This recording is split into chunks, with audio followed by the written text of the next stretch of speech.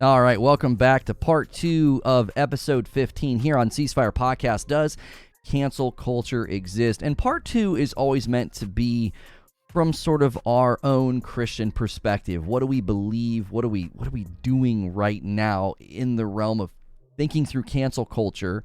And I this is obviously very personal for me.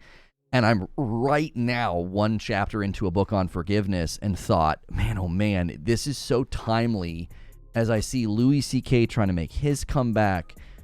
And I'm on a rise. I'm having a lot of my efforts with my channels and my efforts with YouTube going very well.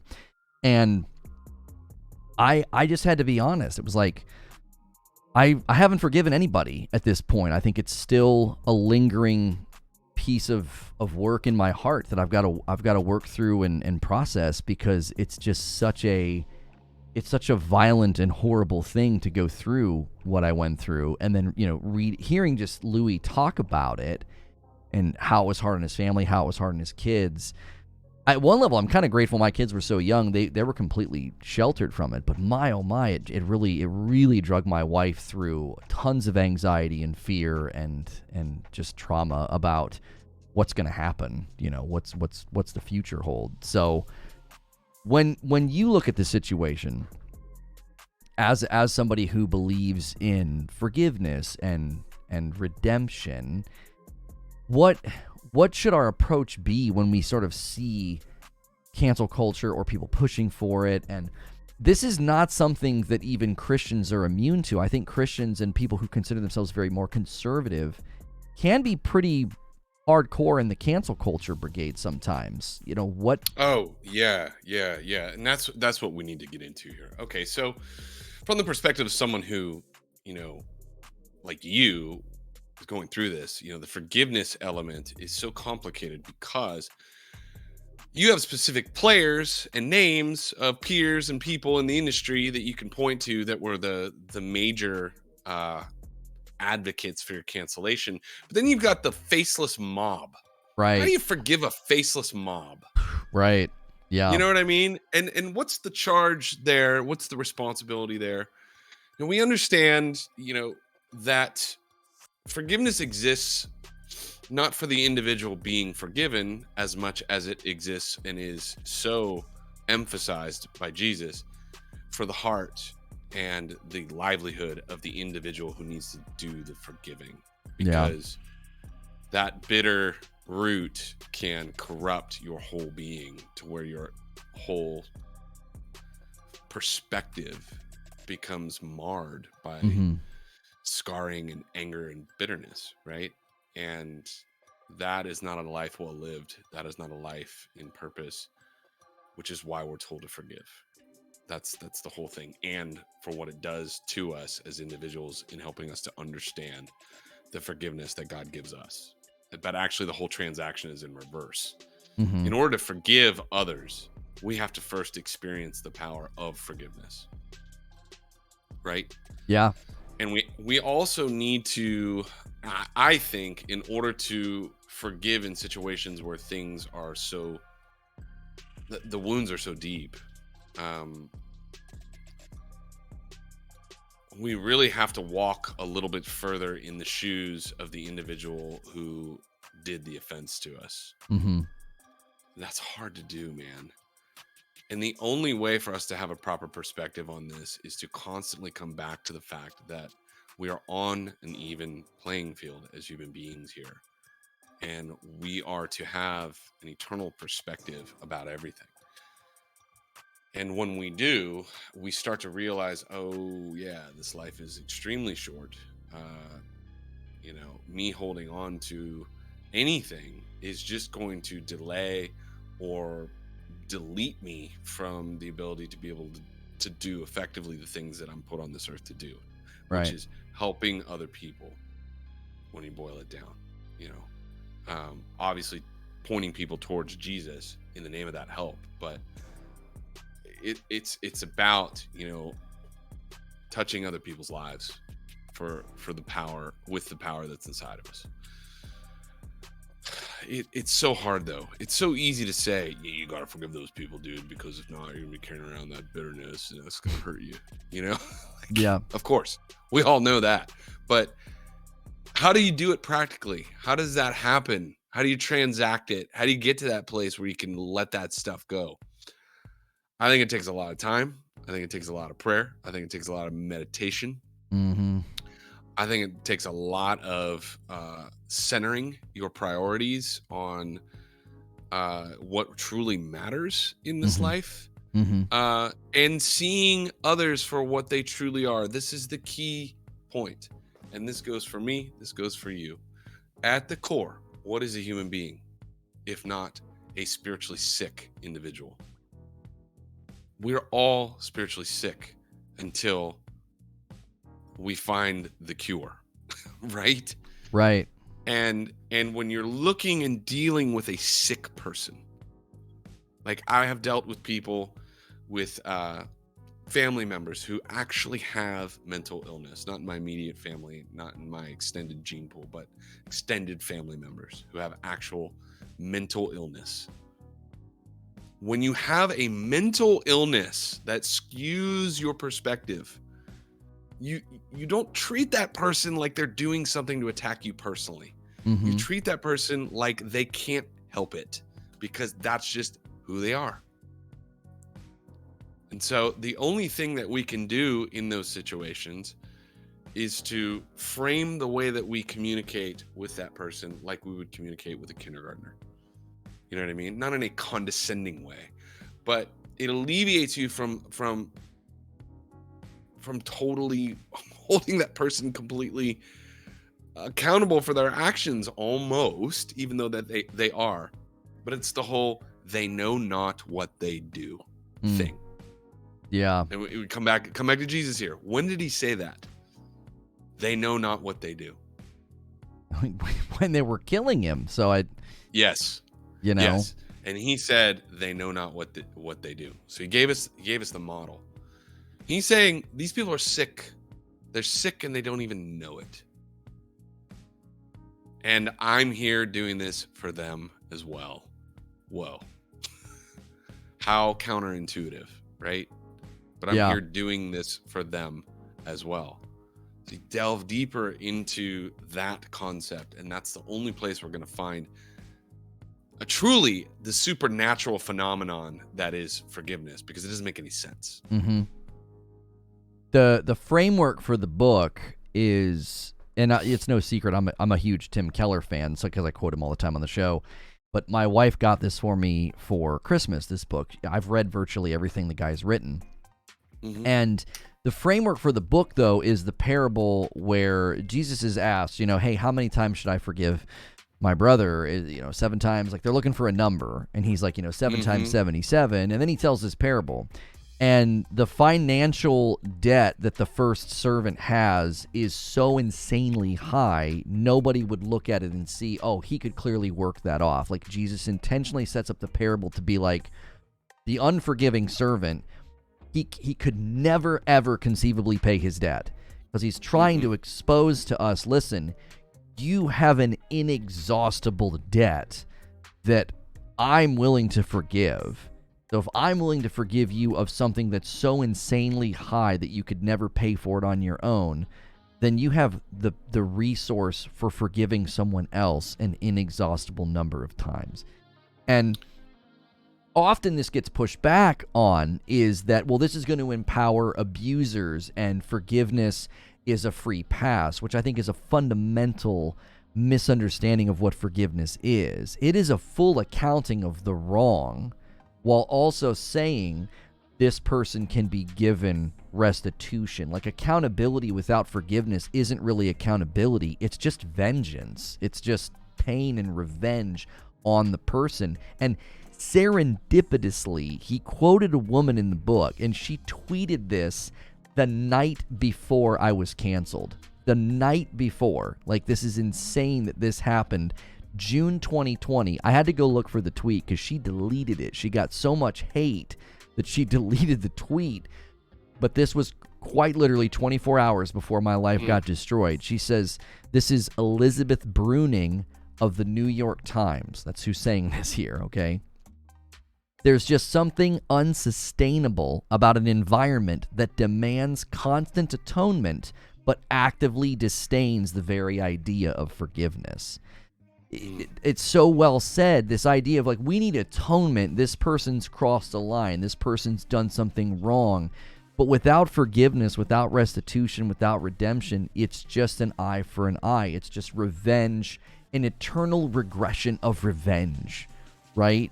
Like, now that I've been wronged and all these things happen to me, what if I went on the attack? What if I outed all these people for the stories and things that I know and the wrong things that they did, right? And then they'd get exposed, and well, then they'd expose other people. It's like, you're going to do this for forever, right? It's just revenge all the way down. And forgiveness in this book, the way he describes it, it's a form of suffering. It's you taking on the debt onto yourself and saying, listen, what you did was wrong. Here's the reality of what you did. Here's a true accounting of the harm and the pain that it caused me. But you get to a point where you release them from being liable.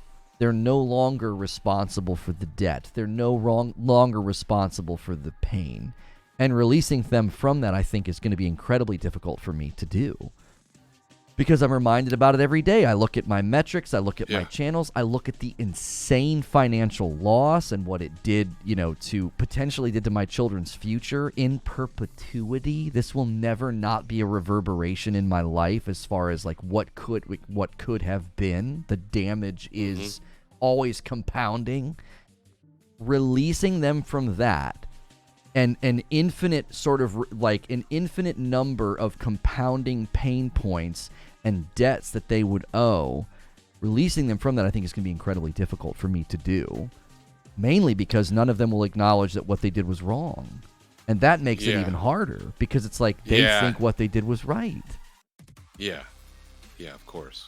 That's kind of the MO for anyone who participates in this stuff. Again, getting back to, I feel a responsibility to hold people in positions of power accountable. You know what I mean? And that's what these people always say, and it's a lie. Right. It's a lie. I had a thought while you were talking. Two thoughts, actually. One is, in recent history, I've come to understand forgiveness in a little bit different of a light. Forgiveness is something that does not make sense to us because we are always locked into the concept of justice. And yet, forgiveness transcends justice. Mm-hmm. It's totally the opposite of it. And it is not something we can be capable of on our own, especially in situations like this. Right. But forgiveness can also be a spiritual weapon of sorts. In the sense that by extending forgiveness, even when we don't understand it, even when we don't agree. I mean, I'll throw that out there. Do you ever disagree with God? I do. There's a lot of examples in the Bible where people disagreed with God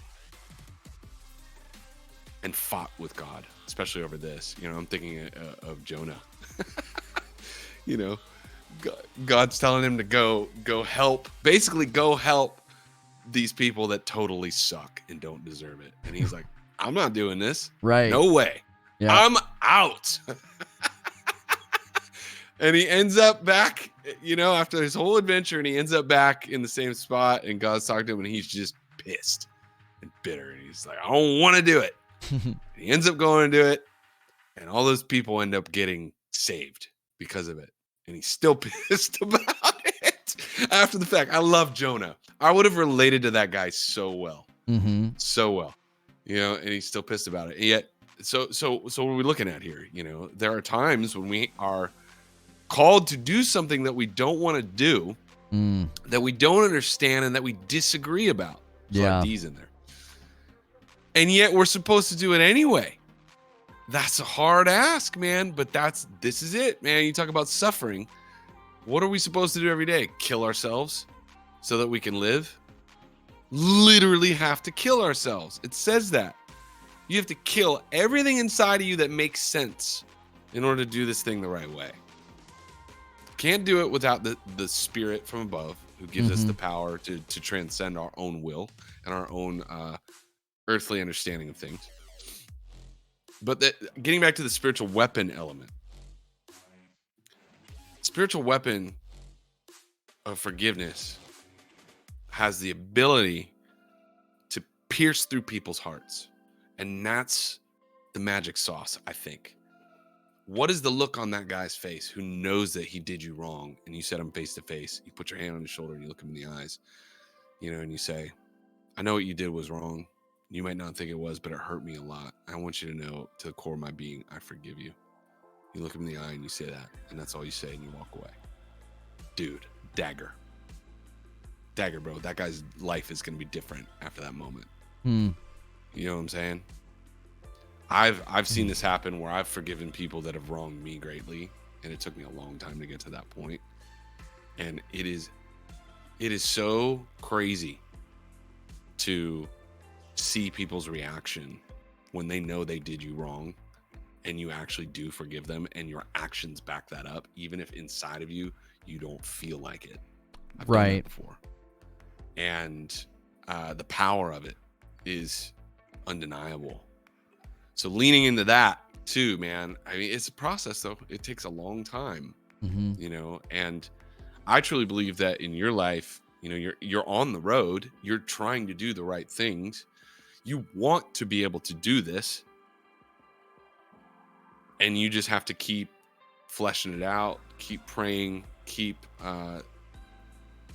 coming back to the spirit behind it all and tapping into that for the supernatural ability to do it.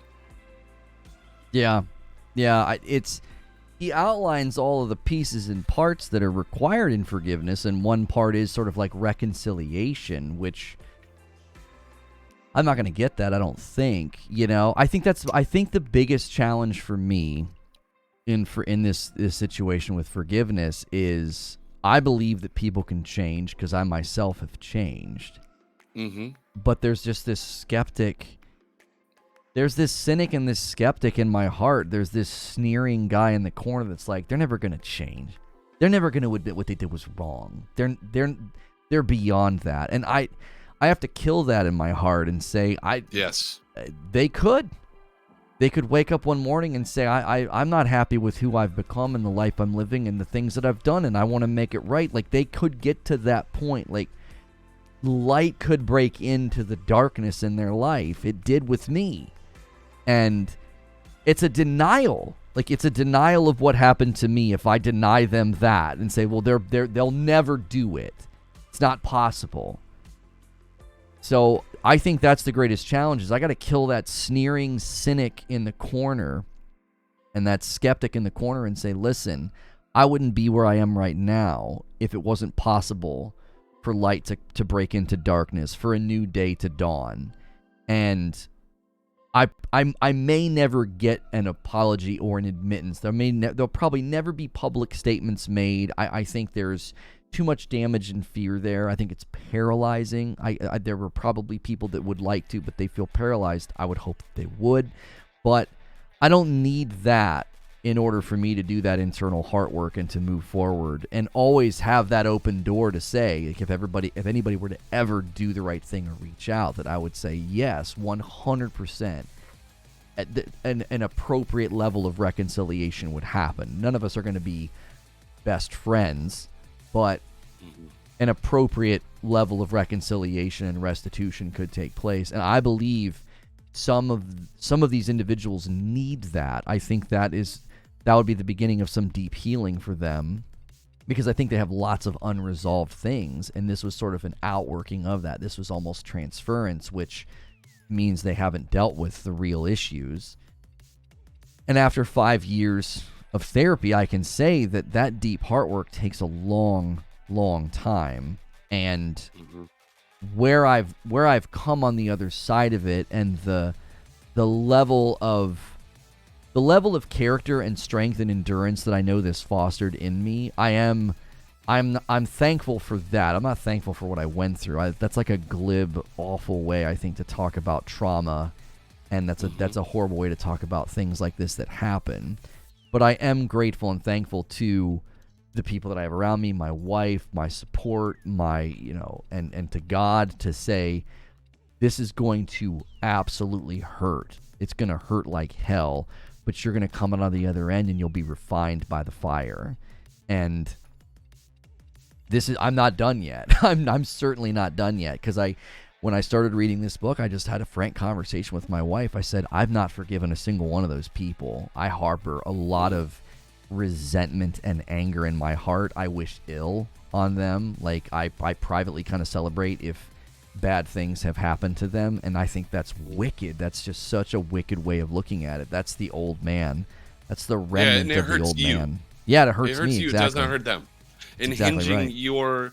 your transaction of forgiveness towards them on their response or their desires to reconcile or not is probably setting yourself up for more frustration.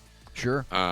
You just, easier said than done, but yeah, you got to do what you got to do, and then let it go. And then it's like a bag of rocks being lifted off your shoulders. It's just hard to get there, you know? It's such a challenging thing. Forgiveness is so difficult. So difficult. We talked about the reality. Oh, I'm so sorry. I was going to transition here to another thought. Yeah, do it. We're talking about the reality of cancel culture. Does it exist? Does it not exist? And you made an eloquent point in saying, like, to say that it doesn't exist is an affront to anyone who's been canceled. Right. And yet, ultimately, I feel like the individuals that are the ones that have been canceled can come back and therefore negate the power of cancel culture ultimately. And I wanted to liken that to Job and kind of throw that out to you. Remember, Job was a dude that God loved, and he lost everything. And it took him quite a while to get back to a point where he was, back to square one. But when he ultimately was back to square one, he had more than what he had before. Which is to say, your story is not finished being written. You don't know where you're going to end up on the other side of it. I mean, it's always probably going to be there in the back of your mind. Oh, what might have been. Right. But what might have happened to you at the same time inside of it, for the person that you were before and your character inside of where you were at. If none of this had happened, what kind of trajectory were you on inside your soul? And that harkens back to the idea that God cares more about our character than our success. Success is cool, you know what I mean? But sometimes it really works against our character. I can totally attest to this, and in many ways our lives have been parallel in different ways. I remember when my band, we released our second album called Drawing Black Lines, and we were really kind of, in the underground sense, an it band. The band really got big, and we were really on the cusp of some mainstream success. We were positioned really well on a major label, and we were doing all the right tours, and really a lot of great things were happening. And then our third record was the one that Atlantic kind of gave us the orthodox major label deal, so we had a lot of money to spend on the studio and work with big people and we were just positioned in every way. And then it just didn't work out. And there were a lot of reasons for that, and there was a lot of complicated stuff involved inside of it. And in a strange way, before cancel culture was even a thing, I experienced it to a certain extent. Because our fan base shrunk so much after Truthless Heroes, our third album. It actually did the opposite of what we were trying to do at the time. Right. Some of that was because of decisions that I made creatively. Some of those were because of decisions that I made spiritually. And it was a very, very painful thing to go through. We didn't completely vanish, but we did kind of vanish after that. And I've never been able to get back to where I was back then, but the story for me is the same. And this is the lesson that I'm sort of just passing on to you from my experience. Who would I have been had I not gone through that? Right. Let's say Drawing Black Lines did what it did, and then Truthless Heroes goes double platinum. I know where I was at back then. I can tell you I may not have come back spiritually. Right. You know what I'm saying? And so I always have the scars from that 20 years later, 20 plus years later. Oh, what might have been.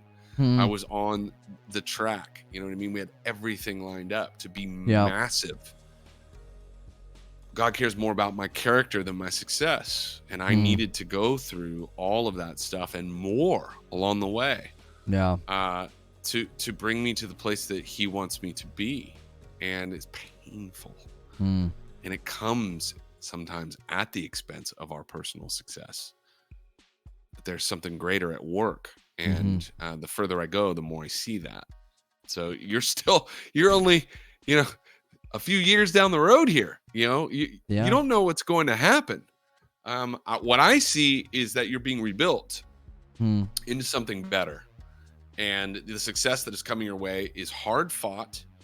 It is with toil and pain and slow growth, just like Ceasefire. But whatever comes that is good on the other side, and you still have your family, you still have your wife, you still have your kids, they all love you, you have your home, you have your career. The content you're doing now is now diverse, and probably in a different way affecting more people because of that diversity. And you're on an upswing on every front. And so what I see is you being rebuilt from a character standpoint. And I think the benefits of that will be not reaped until further on down the line. And I appreciate you saying that. That's why we went with the name Reforge for I know. It was very personal for me to choose that name. And the further distance I get from it, the fact that early 2020 is when I came to faith. I mean, I was in the church my whole life, and it was always a fake for me. I was a duplicitous, awful person. But we're all duplicitous. That's the point. Sure. With Louis C.K., with you, with everyone. Like, everybody's got weird stuff. Right. And that's why cancel culture is so stupid. I didn't mean to cut you off, but it's like, it's based upon a lie. A moral high ground that doesn't exist. You don't have the right to hold people in the public sphere accountable because you're so righteous and got your stuff together. Right. You're doing it because you want the attention and you want to grandstand on someone else's misery and tear them down because it makes you feel powerful. That's it. But that's the dark side of human nature. But you're as duplicitous. I'm as duplicitous as Louis C.K. or anyone else. You know what I mean? And I have a whole story of evidence of 40 some years. I'm aging myself here, of 29 years that follows me, that shows that I'm a fraud. I am a fake. I am, not who I claim to be. But that's everyone, dude. Yeah. It's everyone. Go ahead. Well, I was just going to say that the further distance I get, the more clear it is that after coming to faith, this was a cutting out of a heart idol. I was worshiping my business. I was worshiping the fame and the success. And I think this was the way to let go of all of that and to say, I'm going to rip all of this out of your heart. It's going to be incredibly painful, like an actual surgery that you will have to grow from and rehabilitate yourself from. But I know for a fact that had I continued with the fame and the growth and the success that I was having, that the heart idol would have won at some level. It would have been this massive pull of my attention and my desires. And now to be able to hold it all loosely in my hand, multiple times considered walking away from all of it and saying, I'm so done with all of this because of how hard it was.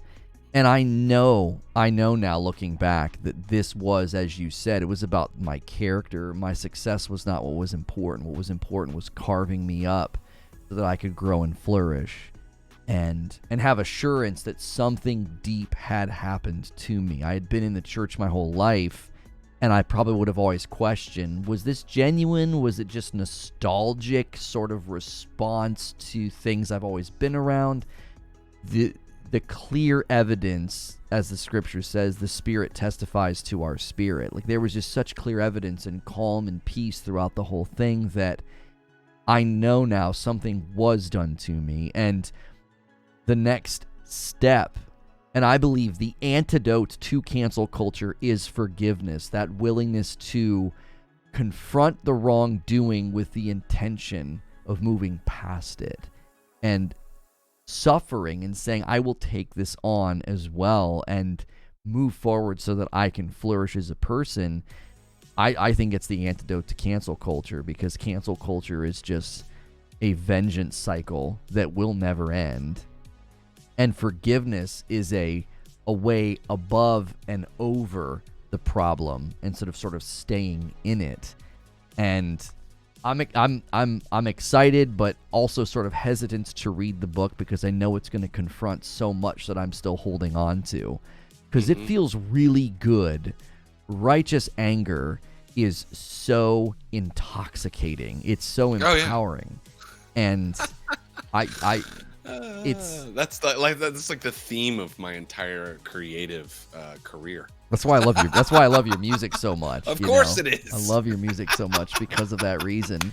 I quote your stuff all the time. I'm like, justice comes in many forms, like, because I've seen some things happen lately, and I'm like, I feel like that's an air of justice. Some of these people have now been on the other side of the mob, and it's like the mob's great when they're on your side, but when the mob turns on you, suddenly you might realize just how horrible that is to leverage that power, and it's a snake eating its tail. So I think we can move to debrief. I think that was a good episode. I didn't anticipate this being what we would get into, but I do think that processing the idea of, does cancel culture exist? Yes, it does. It's violent and terrible, and the only way forward, I think, is to have a schema and a philosophy of forgiveness to move forward in your own life, as well as just as a culture and as the public deals with these sorts of situations. And apart from that, we'll just be blinding the world with eye for an eye, I think. So let's move on to debrief, I think, unless you have a final thought. Final thought. I just want to clarify, me applauding you loving the themes of righteous anger in Project 86 music. My response there, I'm saying, of course you do. Like, that's the thread that sort of adheres the fan base, or the people that follow, the stuff that I've done over the years, is they love that element to it. And I actually grapple with it because, in one sense, I'm highlighting an aspect of the story of civilization and God's relationship with man. And the ultimate story is that love wins, right? And forgiveness wins and good wins. But within that, there is this sense of wrath and justice, you know what I mean, from above. Yeah. And I just focus in on that stuff because it fits the music, you know what I mean? And so I'm always gravitating towards these moments. My favorite story in the Bible is the story of Elijah and the prophets of Baal. Because it's so like, yes, you know what I mean? But I'm laughing because, like, our demographic inside of the Project 86 family is like 90% dudes, and like the nerve that's always tapped into is that sort of testosterone, righteous anger element. And I'm just laughing because you just articulated it, and I always there's almost like a running joke about it, because that's kind of what comes out of me naturally, right? But I always question it, I was like, am I off here, like, because I'm so in that realm emotionally all the time when I'm creating this stuff, because that's not where I always reside in my day-to-day life. But I was just laughing because you articulated it, so it was kind of fun to hear you say it. Yeah. Because you're kind of speaking for most of the the people that listen to the stuff. I mean, it's powerful. It really is. Thanks, I go back and listen to your first album, Rebuttal's like one of my favorite songs because of that's so funny. It just is so, it's just in your face. Like, and the funny thing is the line is, the season is ripe for payback and the hour is up for cancellation. And I was like, oh wow. Like, kind of before. That was before. That was before its time. That was before its Yeah. time, cancellation. I did want to say this. I meant to say this earlier because you were talking about the idea of justice making it hard to forgive. I actually think if you take justice and push it down into your heart in the appropriate way, it does foster forgiveness, because that's what Jesus is getting at, is that justice would be a debt you can't pay. Like that justice, that mercy, that grace that overlooks what would be just is such a resource to forgive. It really is. And I think that's justice is the undercurrent of forgiveness. It has to be, because you're seeing yourself accurately if you do. So I didn't want to leave that out, because I thought you had good thoughts on that we have a twisted sense of justice that makes forgiveness hard. So let's debrief. If you liked this, the next segment's on our Patreon. It's paid. Eventually, it'll be here on YouTube behind membership once we're monetized. It's a great way to support us directly. Ceasefirepodcast.com. There's links below. Thanks for watching this. We hope you enjoyed the conversation. Hit subscribe, hit the bell button, hit the like button. Thank you. And we will see you in the next episode. Hopefully we see you over there on the Patreon. See you in the next episode.